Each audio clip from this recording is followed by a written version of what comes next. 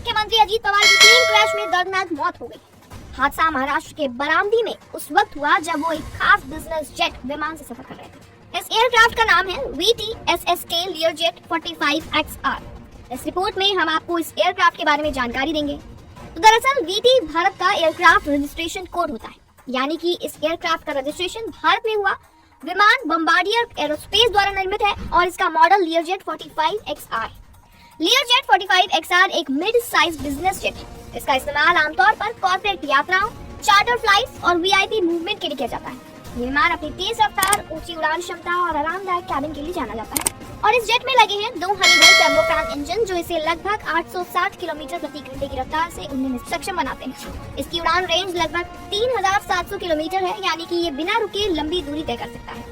विमान 51,000 फीट तक की ऊंचाई पर उड़ान भरने में सक्षम है, जो इसे कम एयर ट्रैफिक और स्मूथ फ्लाइट का फायदा देता है।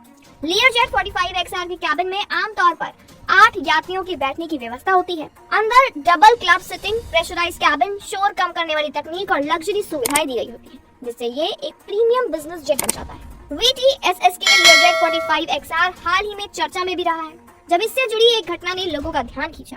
इसके बाद ये विमान और इसका मॉडल सार्वजनिक रूप से चर्चा का विषय बन गया। कुल मिलाकर Learjet 45XR एक शक्तिशाली, तेज और भरोसेमंद बिजनेस जेट है, जो आधुनिक एविएशन तकनीक और लग्जरी का बेहतरीन उदाहरण है। अब सवाल उठता है कि ये विमान हादसे का शिकार कैसे हुआ?